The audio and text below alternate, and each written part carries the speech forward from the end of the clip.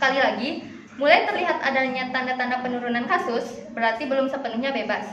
Yang artinya COVID-19 bisa memuncak lagi jika masyarakat dibiarkan tidak menggunakan masker. Gimana jadinya kalau misalnya seluruh dunia memakai masker dan semua limbahnya itu nggak bisa terurai?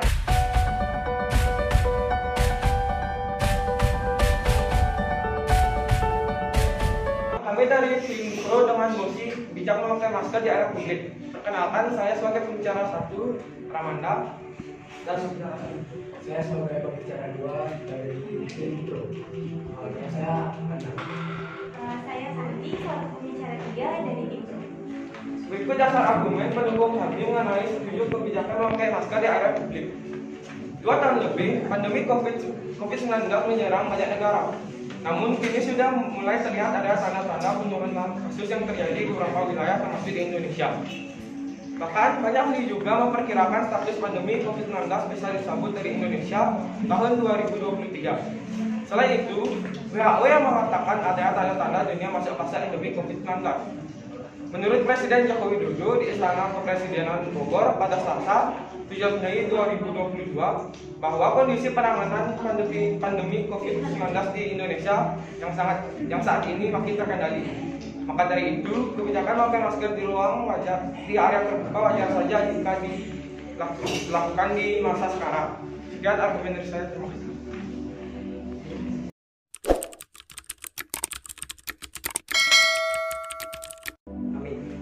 Kebijakan ini sangat berisiko meningkatkan kasus sebab pandemi belum berakhir atau bisa dibilang belum 100% hilang. Memakai masker tetap penting karena tidak semua orang telah divaksin. Melainkan masker tetap merupakan proteksi paling efektif dan murah untuk mencegah penularan virus. Menurut WHO, sebanyak 80% orang yang terinfeksi COVID-19 tidak bergejala atau bergejala ringan. Oleh karena itu, menggunakan masker adalah hal yang wajar. Sekian, terima kasih.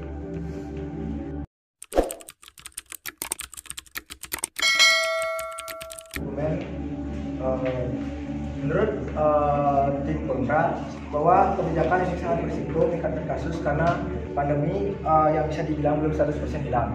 Lalu tim kontra mengatakan bahwa masker adalah alat penting untuk mencegah penyebaran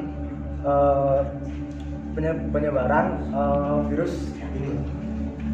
Menurut yang saya cari, vaksin yang paling banyak diterima masyarakat Indonesia adalah vaksin Sinovac yang efektivitas dari vaksin ini mencapai 91%. Menurut saya efektivitas vaksin ini sudah cukup untuk menjaga imun tubuh. Lalu terdapat bahaya untuk penderita asma. Penggunaan masker bagi penderita asma mempersulit menarik udara ke paru-paru dan memicu kambuhnya asma pada penderita. Selain itu, dapat terjadinya kecemasan pula karena udara yang masuk ke paru-paru tidak stabil dan juga perubahan pola pernapasan. Kemudian dapat membuat limbah masker medis terbuat dari polipropilin yang merupakan senyawa plastik sehingga susah terurai, dan limbahnya dapat mencemari lingkungan. Bahkan di perairan Mediterania, masker sekali pakai mengembang seperti ubur-ubur. Selain itu, limbah masker juga dapat menjerat hewan, bahkan menyebabkan kematian pada mereka. Sekian, terima kasih.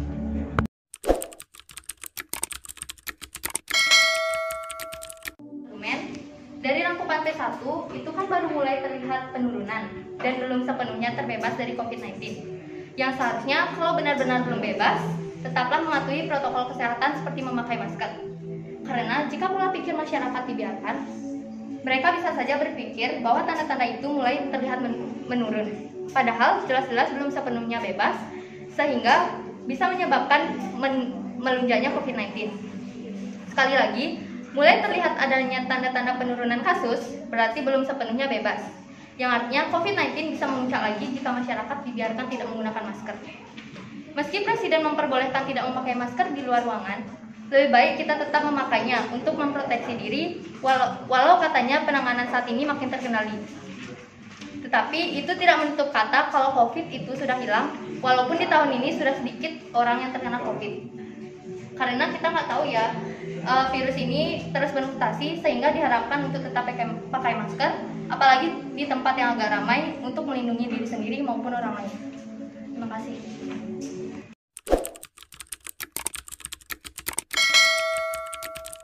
Ya, dari Tipro, izinkan saya menyampaikan argumen saya. Yang pertama bahwa vaksin itu sebenarnya cukup, karena vaksin yang diberikan pemerintah kan 91%. 91% itu pasti cukup untuk tubuh manusia sekarang. Kenapa? Karena pemerintah sendiri memberikan dana untuk vaksin yang diterima masyarakat. Kalau misalnya mereka mengeluarkan dana yang cukup banyak, dan ketika vaksinnya itu tidak cukup efektif, kan percuma. Jadi menurut saya vaksin ini sudah sangat cukup untuk melindungi tubuh manusia. Selain itu, ketika kita pergi ke tempat-tempat terbuka, sekarang ada yang namanya Peduli Lindungi, di mana ketika kita scan Peduli Lindungi ini, nanti akan ada informasi mengenai vaksin-vaksin yang sudah kita terima.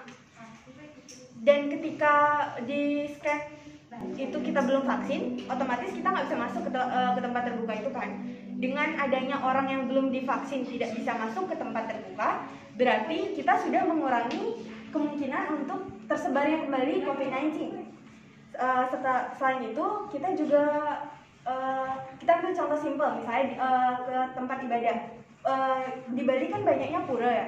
Kalau misalnya kita ke pura, kita ketemu sama orang-orang yang kita kenal. Orang-orang yang kita kenal ini ketemu sama kita, ketika melihat kita pakai masker kan agak nggak enak hati ya, soalnya kesannya kayak kita berpenyakit atau apa gitu kan. Selain itu, kayak yang dibilang Nanda tadi, ada yang namanya limbah masker. Masker ini terbuat dari senyawa polipropilen, yang dimana ini tuh senyawa plastik. Sekarang aja ilmuwan masih bilang 1000 tahun itu belum tentu cukup untuk menguraikan satu plastik. Gimana jadinya kalau misalnya seluruh dunia pakai masker dan semua limbahnya itu nggak bisa terurai? Kan berarti banyak banget limbah-limbah yang tertumpuk di daerah sekitar. Takutnya juga ketika limbahnya ini malah jatuh ke tempat seperti sungai ataupun laut, itu bakal merusak ekosistem di sana. Karena bisa aja hewan-hewan di sana kejerat atau kemakan dari limbah masker itu sendiri. Dan tadi pembicara juga menyampaikan tentang pola pikir.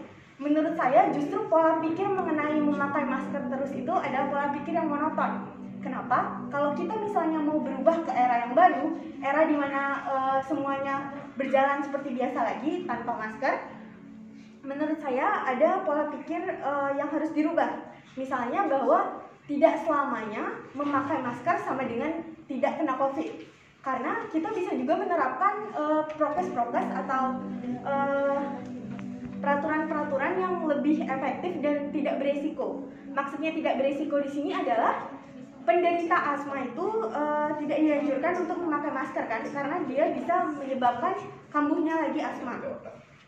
Dan contoh-contoh dari prokes yang lebih tidak beresiko itu ada misalnya simpelnya mencuci tangan, membawa hand sanitizer, dan juga memastikan bahwa makanan yang kita makan itu bersih.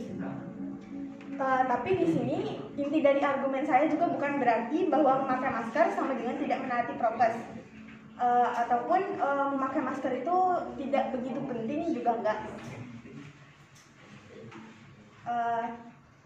Sekian argumen dari saya, terima kasih.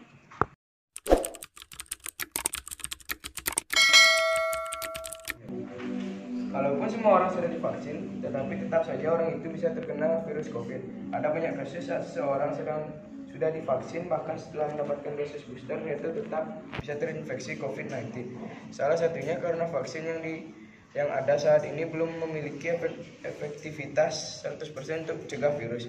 Ahli dokter pun mengatakan tidak ada vaksin yang 100% efektif. Vaksin ini bukanlah obat, melainkan vaksin ini adalah bagian dari upaya pencegahan dari virus COVID-19. Kalau untuk scan barcode dari aplikasi Peduli Lindungi, cara kerja dari aplikasi tersebut kan dengan tes swab antigen terlebih dahulu. Lalu di aplikasi tersebut baru akan terlihat apakah dia terinfeksi COVID atau tidak. Berarti sudah jelas aplikasi tersebut tidak efektif karena tidak bisa tahu secara langsung apakah pengguna ini sedang terinfeksi atau tidak. Pada prinsipnya kita tidak bisa memastikan diri kita terinfeksi atau tidak kecuali dengan tes lab. Bisa jadi kita tidak merasakan gejala sama sekali, namun ternyata kita sudah terinfeksi dan dapat menularkan ke orang lain. Jadi lebih baik mencegah dengan menggunakan masker daripada harus mengobati dengan biaya besar lainnya. Terima kasih.